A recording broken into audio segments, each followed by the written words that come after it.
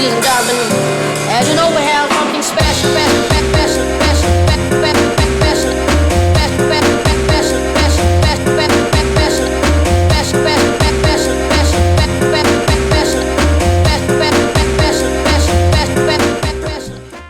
Well, hello everybody, and welcome once again to the Talking Sound Podcast, the only podcast on the internet where negative 10 is a number to be desired, coming at you live today from fabulous Las Vegas, Nevada.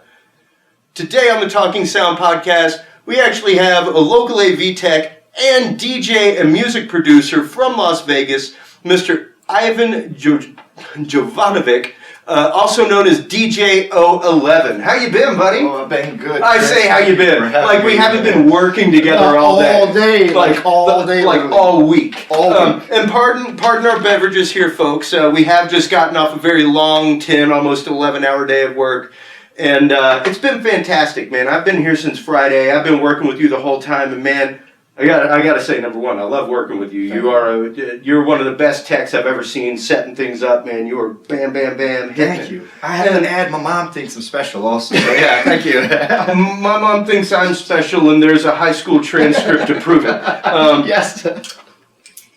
But since I've been here, we've been talking about all kinds of stuff, man. I mean, you are a music producer. You're a DJ here locally. Tell us a little bit about that. How you got involved with that, what brought you to DJing and to music production. Oh, yeah, okay, so the story starts back in the day, before we had turntables or CDs and any of that fancy stuff kids use today, yeah. MP3 players and whatnot, right? I just wanted to compile mixtapes, yeah. And all I had was like a cassette tape and a radio. Mm-hmm.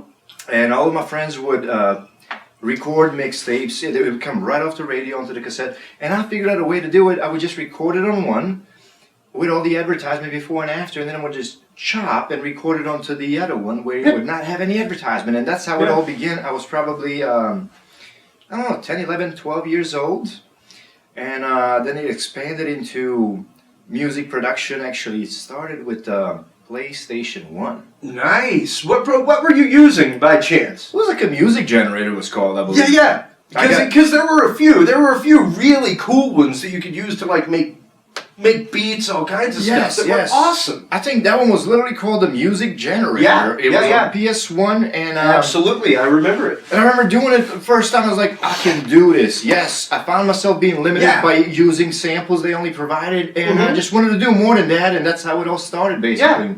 Yeah, most definitely. Got into music production, and I am where I am today thanks to that. Great, and that's fantastic, because it's funny that you mentioned the mixtape thing, stuff like that. That's kind of where I started myself. I think that's where most of us probably started. If you're a child of the 80s, that was the big thing. We all had tape decks. It was a little mix tape. It was a tape. Yeah. And I mean, I remember my recordings started off with, I remember going out and searching hard for it, man. It was a dual tape deck that had record on both sides and had 2 microphones.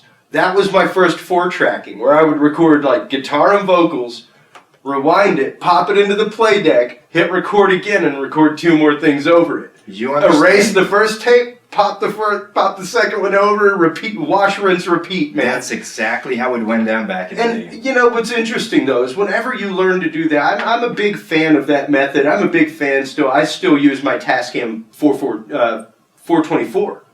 Nice. My MK2, like my analog 4-track recorder. I have a box of master tapes that a friend of mine gave me, like 200 tapes, so I'm well set on stock.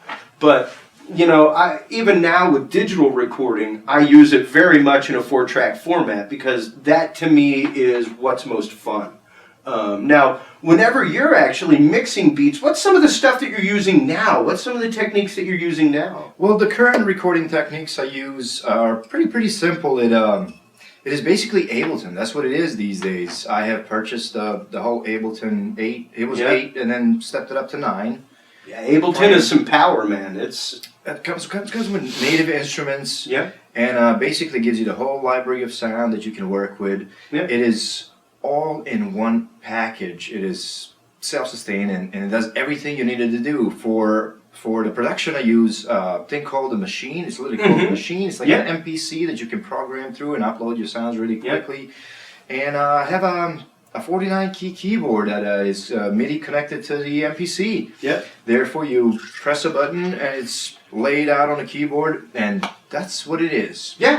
And as far as production goes, I have a degree in recording arts, which taught me a lot about, I would say, production using compression. Taught me about using different frequencies and proper technique. Proper technique. Thank you. And that's what my production consists of these days.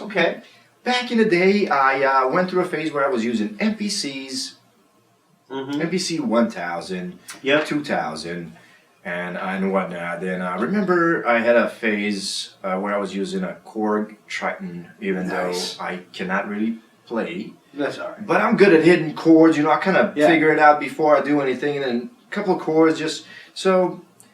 That was a phase that I went through, and now I find myself settled into this Ableton thing. I find it awesome, and thank you, Ableton.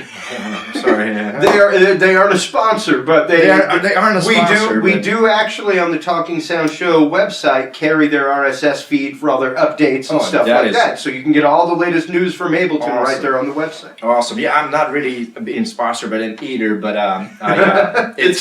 I have no problem about name dropping stuff that I use regularly. Mainly because, like I told you this week, I used to be a teacher, and for me, somebody gave me this knowledge of what to use, what they used, what the best techniques were. I want to pass this on. I mean, that's why I started this show, was to be able to pass that information on. So, have no shame whatsoever about gear dropping names. You know. Thank you, Chris. So. Thank you so much. Using Ableton, what is some of, now you do mainly DJ work, you also work here in the venues here in town, you know, you're getting ready to go run video with the Britney Spears show that's coming up here in town. So you just got that call today while we were working. At the Orleans, we're doing that at the Orleans in a few days. That's great. There's a lot of different AV work, and we do a lot of rock and roll shows, as we call them, even though they're maybe pop stars. And they're basically 5 miles of venues on one side and 5 miles of venues on the other side. So there's plenty of venues that you can work in, and there's constantly shows going on all over the place. Well, that's just it. If you see sparkly, twinkly lights like you do on the Trump Tower over there, guaranteed they have one, maybe two venues in there. Maybe two venues. So at least two venues. They do have that, yes. And I mean, you know, it's funny because I talk a lot about AV production on here, stuff like that. And this town is just kicking with it, man. It is like you could spit in the wind and hit a conference. I agree. And, you know, I've already dedicated the fact, like I was telling you this week, I'm seriously considering coming here for a month. Now that I have a buddy that lives here, stuff like that, I gotta be here 1 month out of the year, man. And it's too much not to do it. It's a lot of fun. Being here in Vegas is basically a lot of fun. The city's definitely up 24/7. Yeah, now let's talk a little bit about your personal journey here. Where are you from? What brought you to Vegas? Okay, start beginning, right? Yeah. Okay, so like from age 4. Age 4. Right. So I'm originally from Serbia, Belgrade, Serbia. That's where I was born. My parents are Serbian, and did not grow up. Did live there till 1990. Yeah. It was a country called Yugoslavia actually back in the day. Yes, it's Serbia now, right? It went through a whole turmoil. During the turmoil, my parents moved to my mom. My parents split up. Therefore, I was with my mom. She moved to Italy, and I lived there with some family members as she moved on, and she started working for Cleveland Clinic in the 90s. Oh wow! Comes 99. I moved to Cleveland, Ohio to live with my mom. And I got into the whole hip-hop scene back then, actually. I didn't know much about hip-hop at all. It was all house music in Italy. Yes, it is. So there's a huge house and EDM movement. It always has been. We call it techno. EDM is a new term. Oh, no. Yeah, like I went to Europe in '93, and it was like you turned on Italian radio, buddy, it was techno. It was house everywhere. Techno. And just as it wasn't popular here in the States, it was popular back there. Yeah. And that's basically my state of mind as I moved to Cleveland, Ohio. It was completely different from what was going on at the scene over there. It was all hip-hop. And I did not expect what I found over there. I basically just woke up one day, coming out of the, moving over here, and it was all hip hop around me. So what happened, I ended up going to a record store right next to my house. What I was doing, I was just buying records and just listening to them, and I was trying to learn more about hip hop. It was like big timers. Eminem was popping at the time, 99. And it was Dr. Dre and Snoop Dogg, who I may have known about, but I wasn't really into it and whatnot. Right. And as I bow down to the names. So then I was trying to fit into that whole culture, and basically met some Cleveland artists over there, got deeply involved into local hip-hop underground culture, started producing beats that sounded really weird because all of my knowledge came from the house culture, and they were just, I didn't understand what was going on because all my beats were like happy and trancey and up there. Nobody was really digging it at the time. But now that I see I'm actually ahead of the curve because they're doing that now. I was doing that in 99. Nobody understood it back then. But eventually I have produced a whole mixtape series called C-Town Underground. Okay. I will provide you with a link to that. Where can that be found? Let us know real quick. Yes, okay, so C-Town Underground, I have it on Mixcloud. Okay. The whole C-Town Underground mixtape series is uploaded on Mixcloud. Mixcloud.com? Mixcloud.com. It is linked through my website, which is djolem.com. And it's still there. Also, I have some snippets of it on YouTube and whatnot. So, what's the YouTube channel? YouTube channel is DJ011, DJ011, I'm not even sure. DJ O as in 011 or? I believe that one is DJ011 as a 0. Okay. Yes. So DJ 011. 011. However, if you go look that up on YouTube, guys, because believe me, I have Google stalked this guy over the last few days. He doesn't even know that, but it's pretty incredible stuff. It's good stuff. Thank you, Chris. Thank you. Also in Cleveland, Ohio, I realized that it wasn't the best place for me because it was cold, really, really cold. I did attend college over there. I went to community college. There, obtained my degree in recording arts. And 2007, I have kind of finished that project, graduated, jumped in my car, drove for 5 days, and moved to Vegas. I was going to become the biggest superstar DJ Vegas has ever seen. Okay, now, and how long ago was that? That was in 2007. That was 2007. Martin Luther King Day, 2007. And that just passed, the anniversary of that just passed. Yes. This last week. Yes. So 8 years ago, or 9 years ago now. Full 9 years. Yep, full 9 years. Full 9 years down the road. Tell us where you're at on the Reverb Nation chart, locally, nationally, worldwide. This is what I'm talking about, guys. Keep at it. Keep doing what you're doing. Where are you at locally? Yeah, locally, I hit number one. My production hit number one, and I'm currently number one. Thank you. You're number one in the state. He's number one in the state of Nevada. Where are you at nationally? Nationally, I am at 183.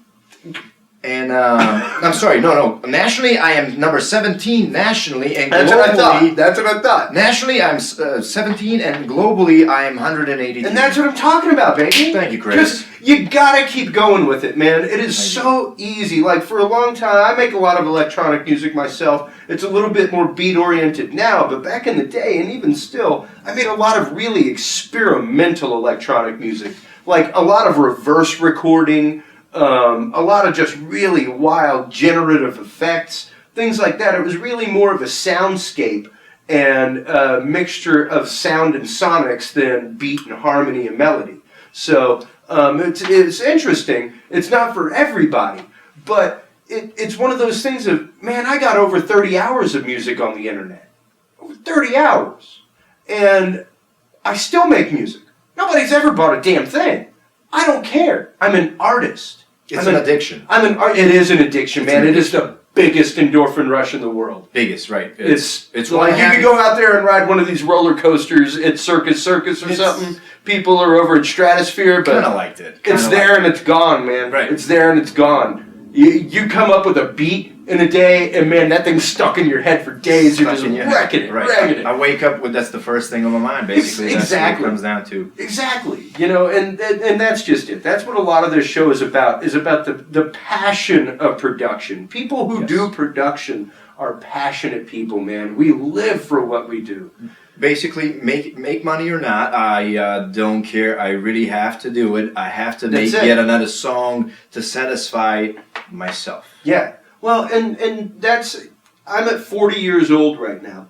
And just in the last 2 years, I've spent about 20 years in production of some sort, whether it's producing my music, producing live concerts, going out and doing live AV, what have you. But only in the last 2 years have I really started to distinguish myself as an artist and not a musician.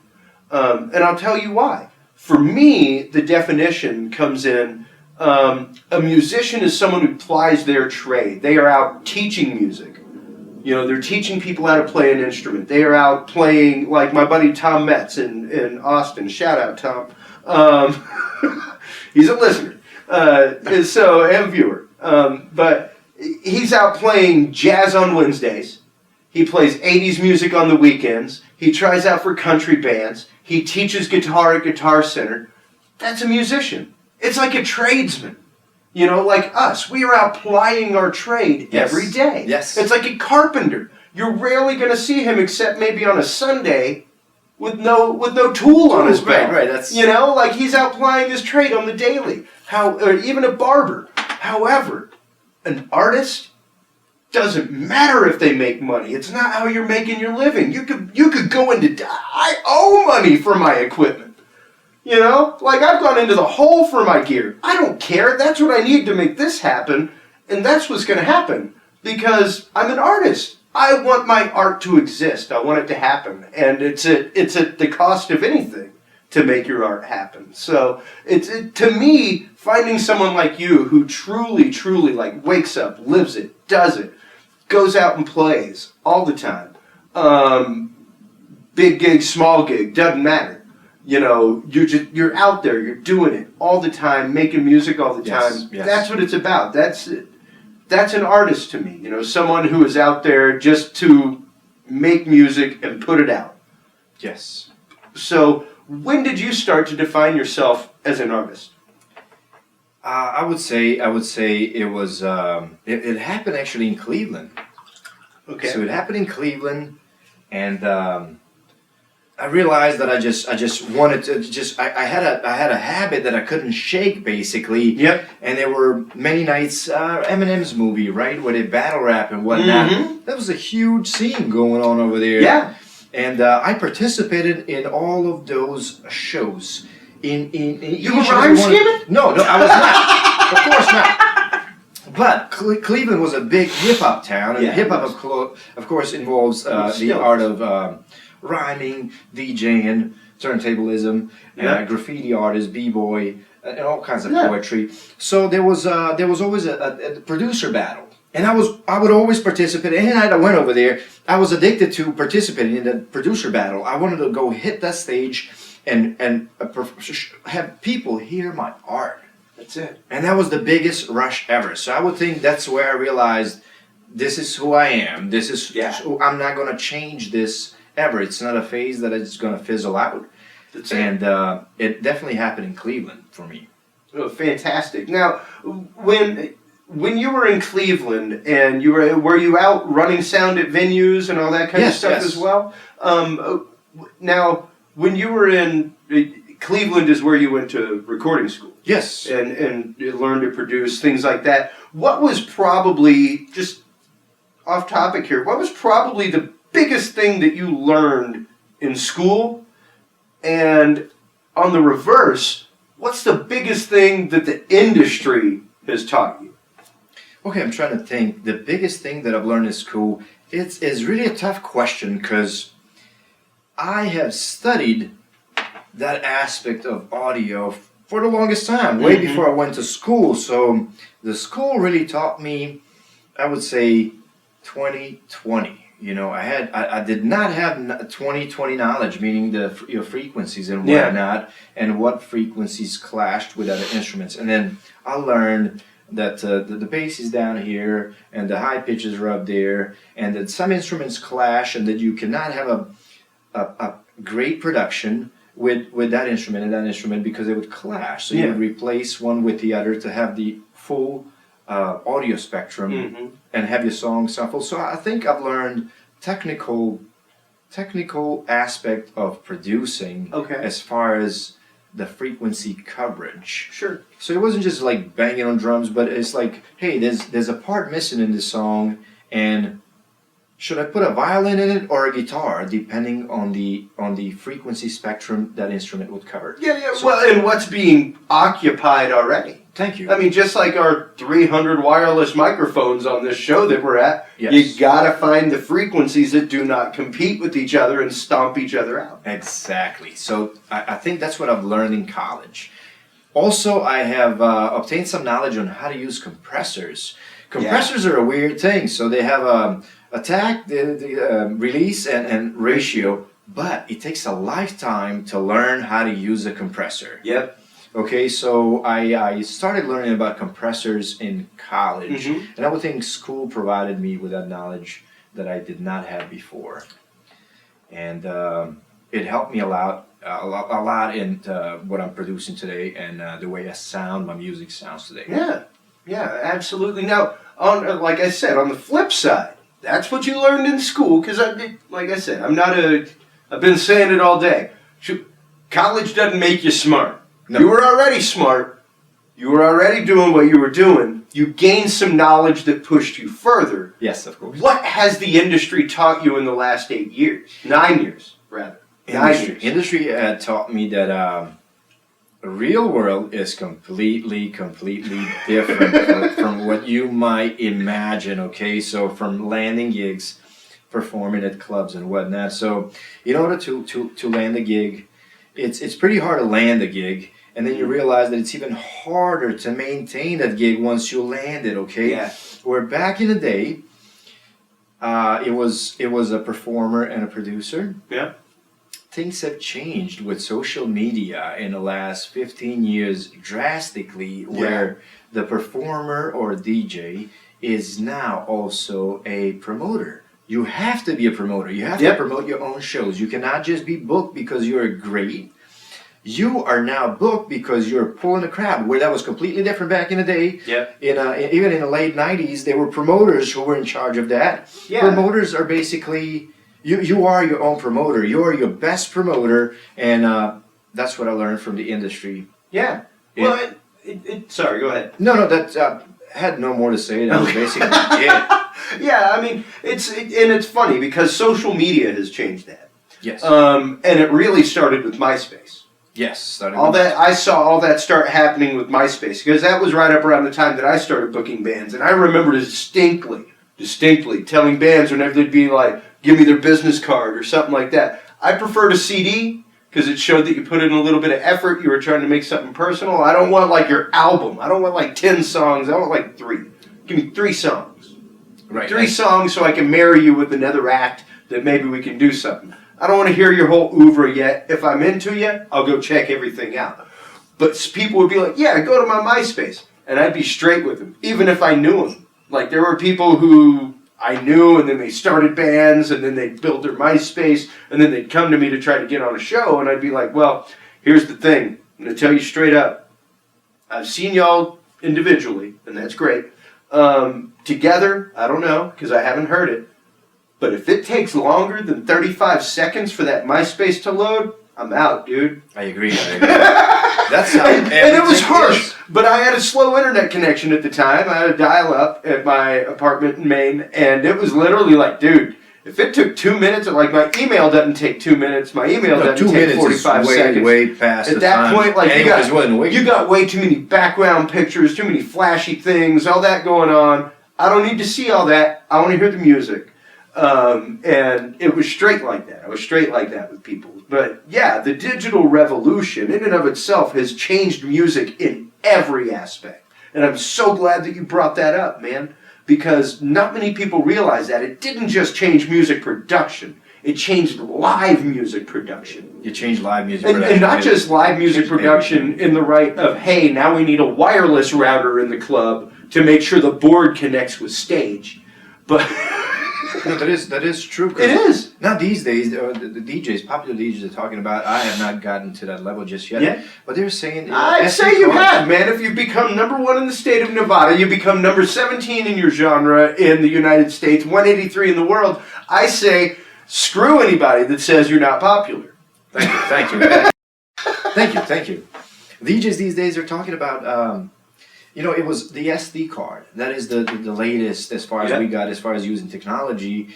And it was the SD card. Now they're talking about having your music in a cloud. Yep. Internet connection to your turntables, which is CDJs in these Las Vegas clubs. Yeah. And you just log in and all of your music is there. Okay, now let me ask you personally, because we've talked this last week. You know me, like I said, I use Ableton. I use Ableton with my buddy, but I am a hard gear guy. I don't use VSTs for my synths. I have 3 rack synths, I have a Moog, and I have 5 synthesizers on the side. I got more than enough sounds to do whatever the shucks I want to in the world. I have outboard effects, outboard DBX, rack strips, and all kinds of stuff, like pro gear in my home studio. I'm an outboard gear fanatic. I love turning knobs, seeing lights flash, seeing meters bump. That's what I got into this for. How do you think, what do you think that will affect? As someone who sees these issues on a regular basis in a corporate AV environment with, you can check 18 wireless mics and they're perfect. You get 800 execs in the room with their tablet and their cell phone and your signals just get crushed. How does that affect stuff in a club? Are you afraid of that? Are you concerned with that issue? Have you moved to that yet using the wireless? And are you concerned with it at a show? No, well, yeah, you always have concerns, but we adopt the best we can to the latest technology, and I would say that it's something that you have to do. You have to be able to adapt. Yeah. Because technologies are just changing at a quick pace these days, and say next year it'll be something completely different. It's always like a really steep learning curve, and if you're not on it, skating right on the edge, it's easy to get lost. Yes, it is. So it's a big learning curve that you have to attend to, basically. You really do. I mean, nowadays it is important for audio engineers to know wireless networking. You have to know IP addresses. You have to know how to dial them in. You have to know how to find different frequencies with wireless mics. How to avoid high-end, high-end. It was funny because me and the frequency coordinator today were talking about the new 900 megahertz, mics that we were using. Yeah, I remember the conversation. Yeah, and he was like, hey, it is true. It is low end, so it might have a problem getting through everybody. However, it's not going to get crushed by a high-end frequency like a cell phone, a gigahertz level frequency. Yes. And whenever you're talking about, at least to me, if I was up on stage and I was using a wireless system to gather all of my data to put on a show, that to me is just way too sketch. It's way too. I mean, I'm not going to say that I wouldn't learn the technology. It's scary at this point, but it's sketchy. Whenever I see the issues that I see happen in a ballroom, I hate to think what'll happen in a cinder block club. Yes, that's right. We use a lot of compression. Try not to get there to override the system. Yeah. And have it ring or. Well, I'm talking about whether or not you can even get your information once, because sure, you went through sound check, nobody's in the club, but once you get 500 people in the venue, are you still going to be able to pull that information down from a wireless? That is the scary part. That's the scary part. That is the scary part. So yeah, you always have to have a backup system, and the backup system is always something you are certain of and you know how to run. Yeah. So even if, say, for example, we go back to the example where your music is in a cloud and whatnot, what if the internet connection simply goes down? Yeah. you have to have everything on the SD card, or you have to have a Serato system, your laptop. Thumb drive, hard drive, something, buddy. Comes down to that, basically. You have to have that in your back pocket, be able to pull it out in no time, and make sure things are still running. If anything ends up being crushed. Yeah. And that's what we got today. Now, whenever you're out playing live, what do you use in chain? What do you use in your system to play live? Okay, my system, I use Serato. Mm-hmm. So I love using Serato. Yeah, well, because you're an old school turntable. I use turntables, thank you. So I love using Serato because I use turntables. If I don't enjoy looking at the screen and I don't have my screen right in front of me, I have it to the side. But if I could only have a piece of vinyl, that would be the best thing ever, so I can exclude the computer from the whole setup. Yeah. However, nobody presses vinyl anymore, so we do have our laptops. And I have this idea, right? There's a new technology coming out there where it's going to be a piece of paper that you can have visuals on it and whatnot. Yeah. If we can have that on the surface of the turntable where you can see what's going on with a little RAM in your mixer or something, and you can pick songs out of it without using a computer, I'm sure that's what we're going to get one day. However, we're not there yet, and we have to use laptops to control it. But one of these days, you'll be able to just pull your thumb over your turntable, and that's going to be the visible surface of whatever you're doing. Well, and it's already gotten to the point that the controllers that you have, like, I've done some stuff. I have a little Newmark, little jobber, it's nothing crazy. But I use it to mix some samples live here and there whenever I'm recording. But it's interesting because it's gotten to the point where a lot of old synthesizer technology has come into it, like touch ribbons, that kind of stuff.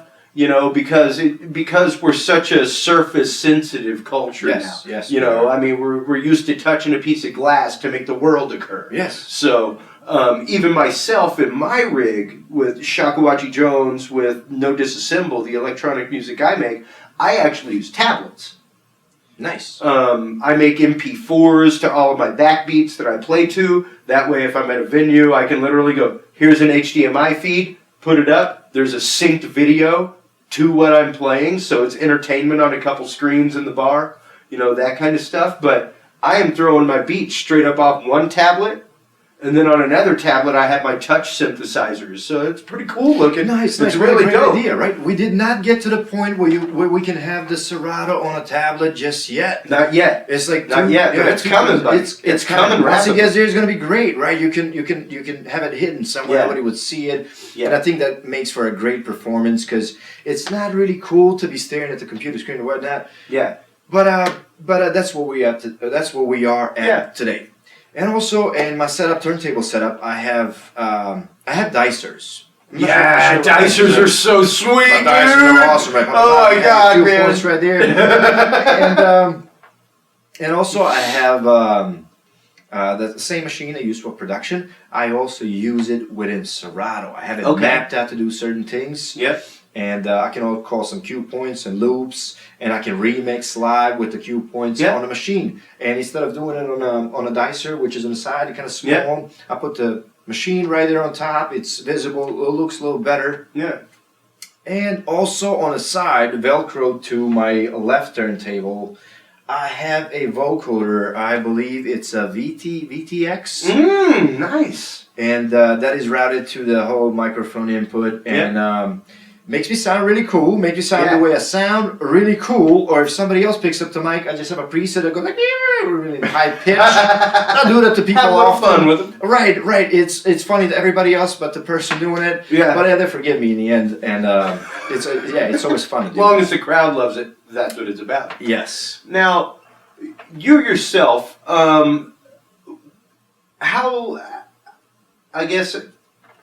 whenever you are looking for gigs, how do you go about booking yourself? How do you go about, if for all those people out there beginning in the DJ realm, stuff like that, of course, like we were discussing today, you've got to be on SoundCloud. You've got to be on the media generators. You've got to be on YouTube.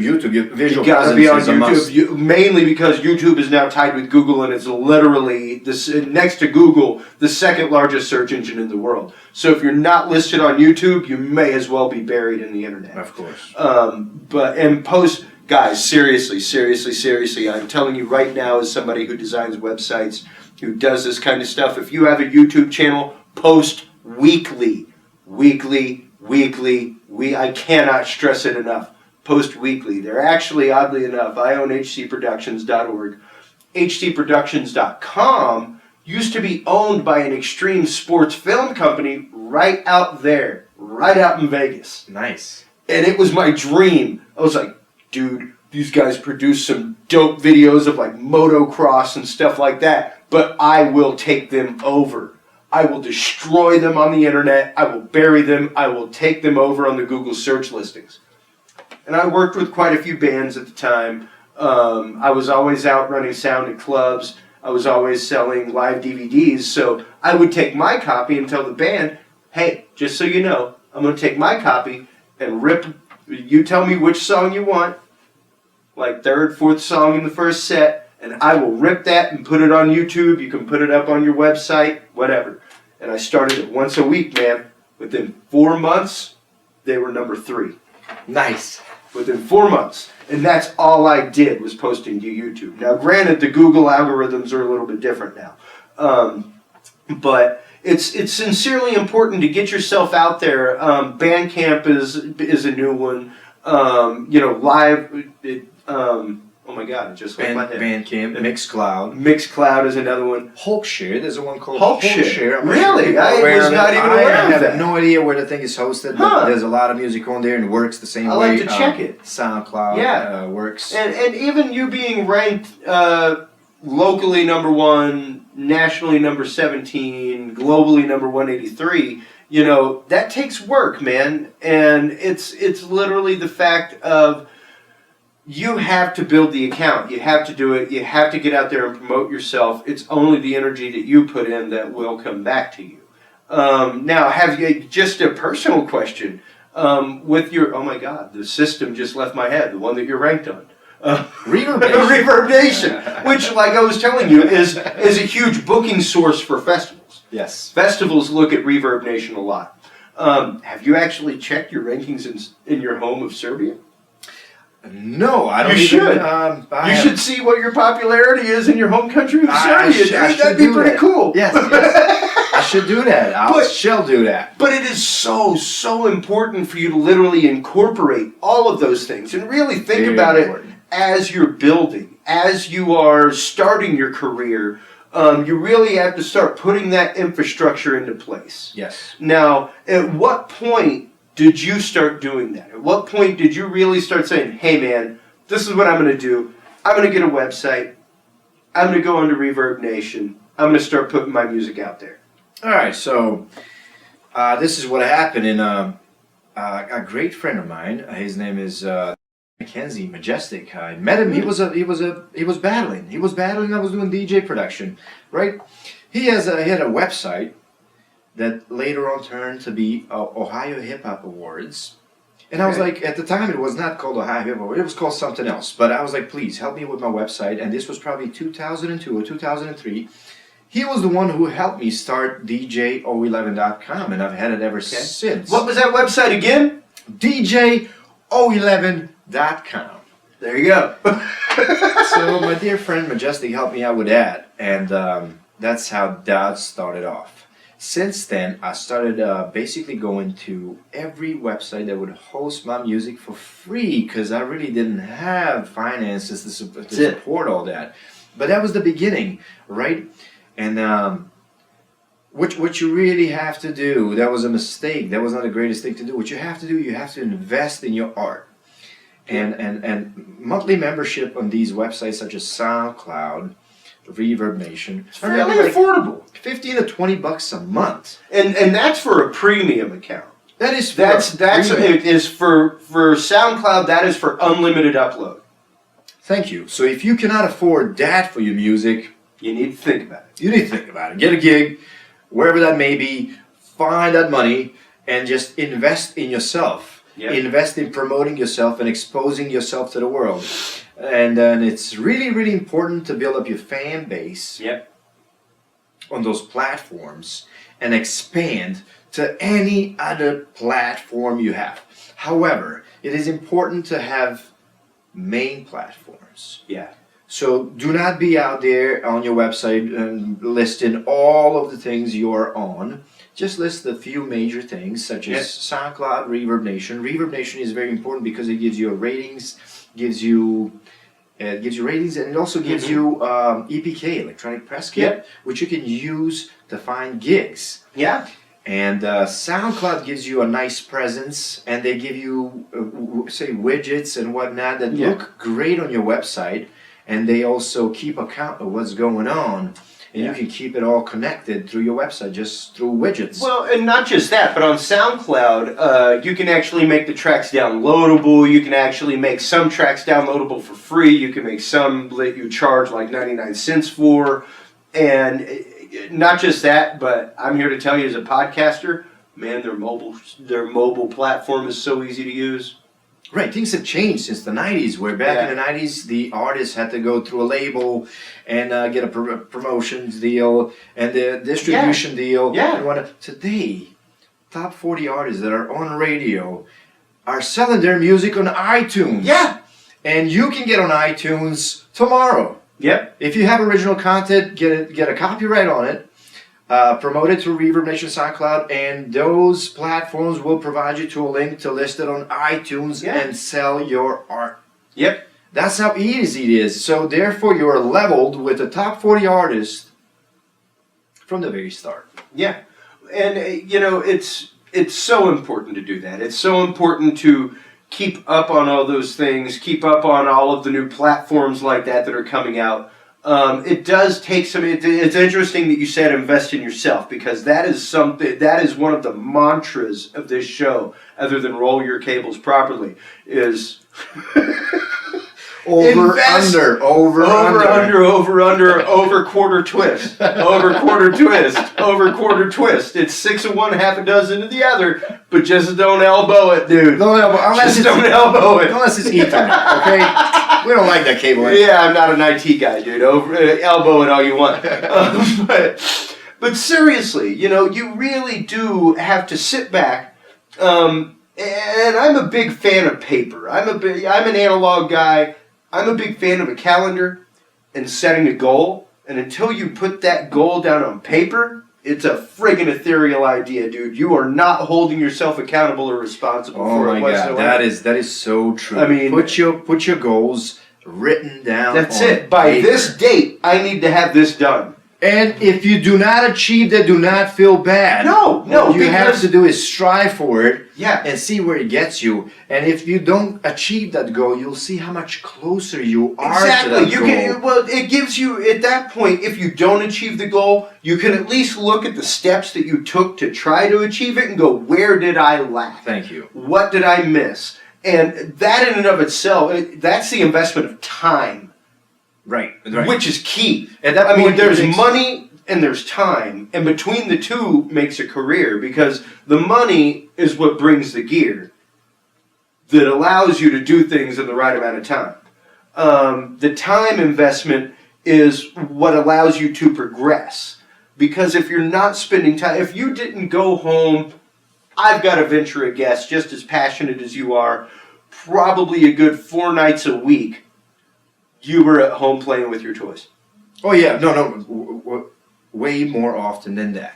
Exactly. And I have a lot of things. I edit video. I've got 2 podcasts going on, looking at a third. I develop websites. But buddy, if you looked at my Google Calendar on my phone, I hold myself accountable. Tuesdays, this post goes up on this website. Wednesdays, this post goes up. There is maintenance that is done every single day on something. Takes dedication. Even if I don't have a gig, I am busy, man. It blows my wife's mind, because she's like, I don't know anybody that works as much as you do. I will literally be sitting next to her watching television doing web code. Yeah, I'm one of those guys. Too. Like I'm one of those guys. I love everything that I do so much I cannot put it down. I can't. It's an addiction. Just strap me in, man, and give me my mouse and give me my toys, and I will make something happen in this world. I shook everything else off, but music, production, performing, DJing, it's who I am, basically. Yeah. Now, how frequently are you out performing in this friggin' crazy melange of a town? I try to do as often as I can.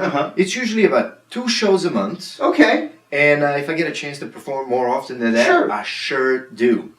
It is, however, Vegas is a very, very tough town. It's a tough town. It's a fickle town, dude. I'll tell you why. I'll tell you why. It's almost like an actor from Midwest going to Hollywood and competing with John Travolta trying to get a gig. Because here on the Strip, we have A-list artists every night. Yeah, I mean, what are you going to do whenever you've got Elton John playing down the road? Elton John. Right down the road. Right. Yeah. So it's kind of, it's really hard. But do not get discouraged. Just keep applying. And I had some great gigs. I have been sponsored by a company called Vegas Royalty at the Planet Hollywood. Really? I performed there for 4 years, 2008 to 2012. In 2009, I had a grand opening of the Hard Rock joint here on a Strip. And that was also a great experience. And many, many other small gigs, really, in between. But that's not really what it's all about. DJs trying to perform somebody else's music do not succeed in Las Vegas. You have to produce your own tracks. That's it. At that point, it doesn't even matter whether your turntable is or you're playing on CDJs or MIDI controllers. At that point, you can bring a device that just presses a button and plays your song, and you raise your hand in the air. Unfortunately, that's what it is. But that works. But it's your music. Playing your music. But it's your music. You don't have to perform on turntables if it's your music. That's what Vegas is today. That's just what it is. And it's a hard industry to begin with, but whenever you do move to a town with the scope of Vegas, Vegas, it is a production. Yes. Like the town is a production. Just look at that. Amazing. And granted, you guys can't see everything down there. We'll give you a view. Believe me, there's B-roll going right now, guys. It is a production, man. Yes. This whole town is a production. Whether you're a lighting guy, video guy, audio guy, live performer, theater guy, doesn't matter. It is here, man. It is here. This town was built on entertainment. It was built on production, and it just excels. It goes bigger. Even the show Ka, that's here for Cirque. Yeah, many years. Their big tagline is $165 million production. Yes. Just wrap your head around that. $165 million. And that's just one show. That's just one show. And what blew my mind, my buddy John Seymour, one of my best friends of my entire life, the guy that owns Seymour Films, that I was telling you about, he was telling me that the numbers, and get this, man, just try to wrap your head around this. Last year, the numbers that came through Vegas, and this just isn't one hotel, guys. This is Vegas, this whole city. The money that came through Vegas, 17 trillion. That's a T, my man.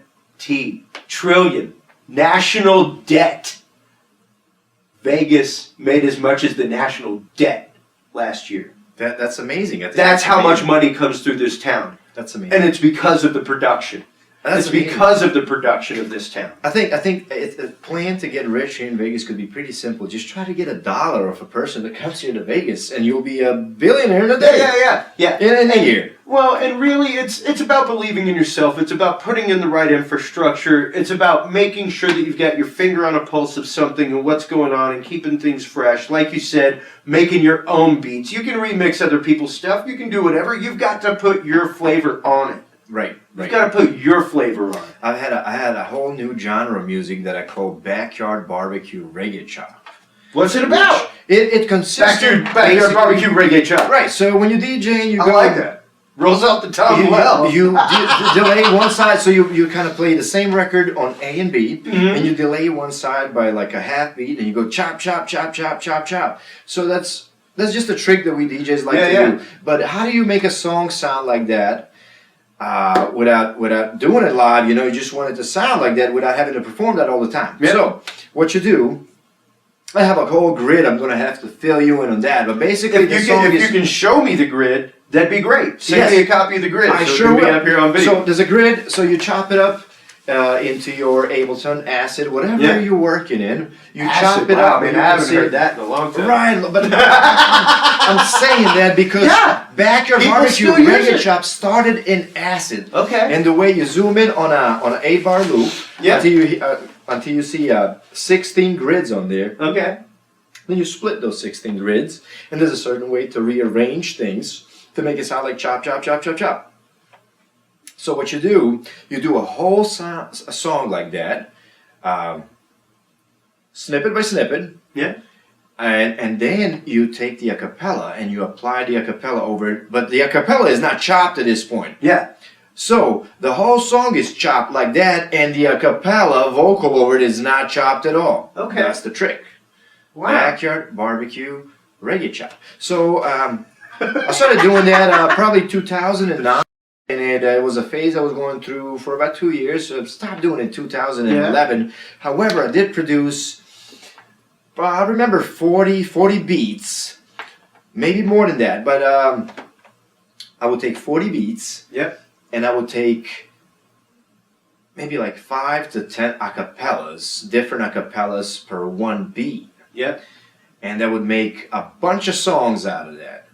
And then I would chop some of the songs a cappella out, so it would be just like for a verse, and then I would snip it, just let the a cappella run. So if you were chopping it up live, it would be a complete enigma, anomaly to a listener. How the hell do you do that? Yeah. That's how you do that. Okay. So, Backyard Barbecue Reggae Chop, I will send you a link to that. Yeah. Oh, yeah. I got rid of that. Yeah, please. I'll send you a link to that. I would like for people to know about it. Yeah. I spent a whole summer here. Well, it's a technique that you've crafted, that you made. It's your technique. So, I mean, imagine next time you go home, next time you go back to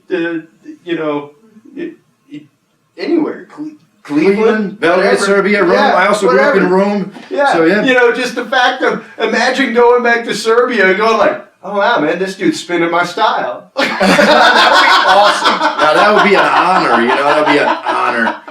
Wouldn't that be an honor? It would be a mind blow. It would be a mind blow. I keep listening. Sure. I keep listening. I remember when I was a kid, there were DJs that would make these. We would call them bootlegs back in the day. Because the term of mashup, I didn't even know of a term. I didn't mashup until mashup didn't come around until the mid 2000s. Thank you. It was like an MTV. It was like 06. MTV, like some compilation that called it mashup, and then we had that term, but we called them bootlegs before that. Yeah. And I just wanted. I was like, how the hell did they do that? Yeah, and that was back in the day of DJ Screw, stuff like DJ that. Screw, you're talking like late 90s. There was a guy called DJ Rectangle. Yeah. And I was just listening to their mixtapes, and I didn't even know that acapellas existed. I didn't know how that all worked. So they would just take an instrumental. Yeah. And they would take a cappella and they would just match it. It would be magical. It would be like an Eminem song with Big Timers on it or Juvenile on it, or so. It's like, what the hell? How did they do that? So I got onto that, and I would I would try to copy what they were doing at the time. Okay. And do my own versions of it, and then I stepped it up to, remixing other people's stuff. Yeah. And now that I have my own original material leaked out there, promoted by myself and others, I go to different blogs, kind of hoping I would hear like some of my own stuff remixed by some other DJs. Right? So that's where I'm at, and it would be an honor to hear something like that. Really. Now, let me ask you, because I'm sure that the artists that you've remixed have said that at some point. I know I've said that. I'd love to hear some of my stuff used in movies, remixed somewhere. I'd love to hear it out there. I used to be on the radio in Houston on a show for about 5 years, and it was great because people would call in and go, what the hell is this creepy stuff at midnight? And the DJ would be like, oh, well, the artist is right here. Would you like to talk to him? And like I would literally sit there and talk to people that were listening to my music. It was a mind blow. Doesn't that feel good? It blows your mind. So with that in mind, what is, let's just say, what's your favorite music to remix? What's your favorite music to use in a mix? What's your favorite, I mean, other than your own original stuff, whenever you're remixing things, what genre do you kind of cater to? When I'm sampling, I love, well, it's salsa music and Caribbean music, basically. Yeah. I like to make house records out of Latin music, and it's Latin house. It's some booty shaking, man. It hasn't been invented by me. You can't listen to Latin music and not shake your bum. Right. So that is my favorite thing to do. I take a lot of jazz records, and like Cantaloupe Island. I actually remixed Cantaloupe Island into a house song. Oh. Sounds amazing. I think it sounds amazing. It gives me goosebumps today. So I would say Latin house first. Okay. Jazz second. Oh. However, I'm a big fan of music in general, and I'll do anything. I did a country song. I did Beat This Summer. Who is that by? Offhand, I couldn't tell you. Oh my God, I'm having a brain freeze. I will be honest. Country music beyond 1994. I don't know. Big fan of country music also. So I like to sample country music. Depending on where it falls in BPM wise, because I make my house music at 128, and I love my hip hop music at 98. Okay. So sometimes I'll sample, say country song, and if I can get it to sound good at 128, I will make it a housey song. That's what I'm going for, because hip hop is, I want to make people dance, basically, you know. First, I want to make you dance, so I would like to make a house record. And if I cannot go that route, and the sample does not fit well at 128, I'll bring it down to 98, and I'll make a hip-hop record out of it. Nice. So yeah, I do that as well. And granted, I don't use a lot of Ableton, things like that for my beats. I actually use like old school techno beat machines, like the old Yamaha RMX1, TR-808, stuff like that. You know, I'm not fortunate enough to have an 808 yet, but I will one day. I assure you. Same way I was like, someday I will own a Moog Theremin and I will own a Moog synthesizer, and now I have them both. I went through a phase where I used to have all this gear and just basically, you know, if you had an MPC back in the day, just to load up your sounds on a card, and have them laid out on your 16 pads will take a long time. Yep. And then if creatively you changed your mind and you did not want to have that drum kit on it anymore, you would have to replace everything, do it from scratch. You have to start from scratch and do everything back. Where today you just drag and drop a different, bam, it's there already. Yeah. You don't have to redo anything. Yep. It just sounds different. Yeah. So I kind of gave up on all that different gear. And then say you want to play and you move into a different city just to spend a couple of days. You don't want to take all your gear with you. Yeah. And creatively, that's why it's like everything is on your laptop. Your MPC fits in your backpack, and your keyboard, you can buy a small 1-octave keyboard, and then shift through octaves because you're playing in 1 octave. You know, you're not doing a pianist thing. Fits also in your keyboard. That's why I'm a fan of laptop production, so to say. Yeah. And now with the say I use Ozone for mastering. Great. You can have a finalized product right out of your laptop. Yeah, it's incredible. All the plugins, the VSTs, things like that have come about and started being generated. It's phenomenal. It's absolutely amazing. Now, whenever you're out playing, I worked in clubs for years. Heck, I'm missing teeth out of my head because of working in clubs. Crazy things happen in clubs. Give me your wildest Vegas club story from playing. Okay. Give me the wildest thing you've seen from up on stage that's happened to you at a show. Okay, I will not name the name of the place. You ain't got to name the name of the place. You ain't got to name any people. This is pretty horrible. Should I still talk about it? Yes! All right. So I'm at this place, And the booth is always, as always it is in Vegas, it's up there. You're never down with people. It's always up there. You're unreachable. And then there's a small stage, really, really small stage, right in front of me. And there's a lady who started dancing. And security is always kind of, like, they would not allow certain things to happen. Sure. But for some reason... Me neither. That's why I'm missing teeth out of my head. For some reason, they have allowed this to happen. It was pretty awful. But she took her panties off, and it was not a strip club. She took her panties off at the club, and she was surrounded by guys, and the security allowed it to happen.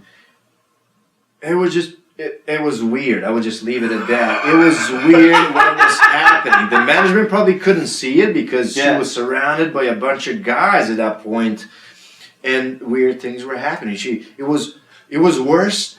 No, actually, the view from on high at the tech booth, it does my not friend. happen at the strip club. It doesn't even happen at the strip club. Wow. Wow. Yes. Wow. Yeah. Yeah. You see some wild, crazy things working in rock and roll clubs and working in dance clubs, man. Right. And security let it happen. They surrounded and they were enjoying the view too. Yeah. Yes. So, on that note, as we're getting ready to wrap up, what is next for DJ011 and Full Moon Productions? Full Moon Productions. Full Moon Productions. Your production. Thank you. Yeah. Well, DJ011 is definitely, Ivan Joe. You know, that's the next thing. That's the next level we're going to. So instead of just being DJ011, playing remixes and whatnot, we're going to full original production under my natural name, Ivan Joe, and we just registered as a music publisher. Thank you. With the U.S. Copyright Office. And infrastructure, boys and girls. Infrastructure. Right. So it's the original material. And we're going to push original production under Ivan Joe. Nice. That's going to be the name for production. And we are going to perform under name DJ011. Basically, it's going to be Ivan Joe 11. That's what it's going to be in the future. Nice. I love it. I love it. And an evolution, more original and melding of what's already popular and what's to come. Yes, that's fantastic. Yes. We're gonna be hitting festivals hopefully this summer instead of just playing in Vegas pools. Yep. We're gonna be hitting festivals hopefully nationwide, and I'm really hoping to perform worldwide. The whole DJ011.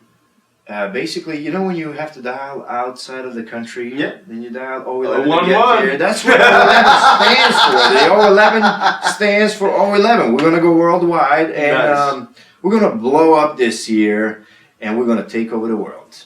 Fantastic. And that's what it's about, man, because you really do have to have that conquering mentality. You really do have to have a vision. And if you're not a person of vision, if you're not someone that can see the forest and the trees, you know, not the forest for the trees, but the forest and the trees. You got to see both at the same. You got to see the details in the big picture, man. You got to see them both at the same time, right there in front of you. And if you can't, you're going to have some issues. So the fact that you've already put the infrastructure in, made one move popular, I can't see how the other can fail. Quite honestly, I really don't. I mean, you've already, within a decent time period, and I don't know when you started when did you start your account for... Well, the Reverb Nation just started it just last year. What happened in 1 year. 1 year, guys. Yes. 1 year, #1 in Nevada, 17 in the country, 183 in the world. 1 year. So, yeah, that's what I'm talking about. Yes. So, now, where can everybody go to find the music of Full Moon Entertainment and DJ011? Yeah, please check me out on DJ011.com. Also, Reverb Nation / Ivan Joe. Just look me up on Reverb Nation. I'm Ivan Joe there. I am also Ivan Joe on SoundCloud. Mixcloud Ivan Joe. pretty much anywhere else you go. I'm Ivan Joe. Facebook, Ivan Joe. So Okay. That's where you can find me. That's where you can find my original music. Also, many other mixtapes, Seatown Underground series, which includes a lot of hip hop and original production. Anything else I've ever done that I think is worth listening and promoting is on there. Please check it out. It is all free and available. Made it for you. That's what it's about, ladies and gentlemen, right there, making sure that the public can get a hold of your stuff. I am a big, I can't even explain to you how much of a fan I am of giving it away. Just giving it away. Yeah. Give it away. If it comes to the point that you're making an album, sell it. But on your website, always give it away, man. I Just agree. give it to people. I agree. Let them have it. That is the only way that you will get out there. Not a If you're joke, not a constantly joke. charging for everything, it's going to be tough because not everybody's going to be able to pay the 99 cents right off to be able to get something. I For $1.99. agree. It's not about selling music That's today. it. It's about making your money on the road. That's Music is free. There's no advertising on my websites or anything like that. And anything you see on there is free. Stuff that is original is downloadable. However, if it contains a sample and I don't have a copyright and a sample clearance, I'm sorry guys, you can only listen to it. Yeah. But anything else that I make is downloadable. So That's it. If you see a downloadable link on any of those things, Reverb Nation, any of that, it's him. It's original. So check it out. Stop on by Reverb Nation. Check out DJ 011. Check out Ivan Joe on all the other stuff. Stop on by the website, djo11.com. yes. Check him out. If you're in Vegas, check the man out.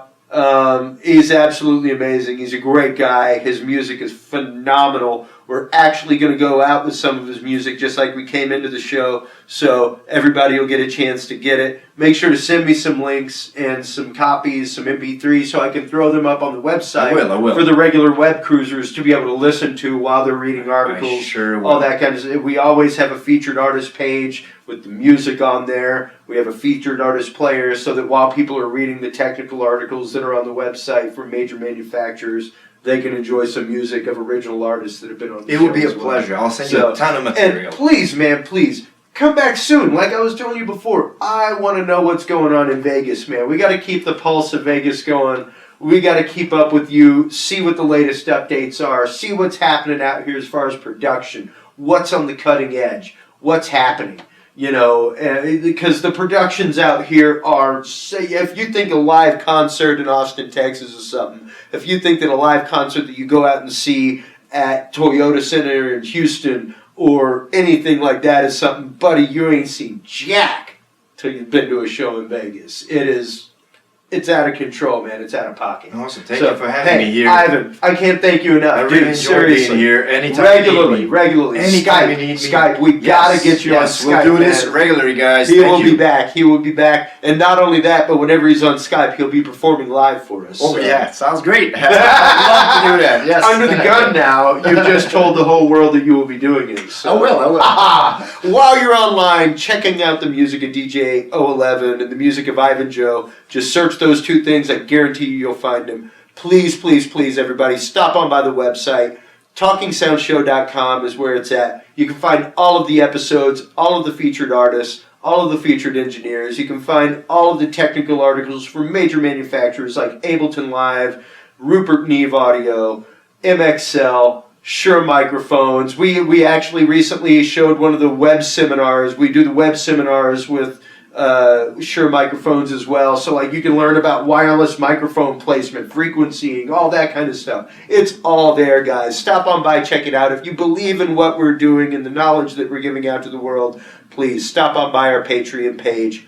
Help us out. It's because of great people like you, great listeners like you, that we have the technology that we have, that in the last year we've been able to upgrade from SD to HD, that we've been able to get larger accounts on things like SoundCloud to be able to host more stuff. So, once again, everybody, thank you so much for checking us out. Make sure to stop on by and check out Ivan.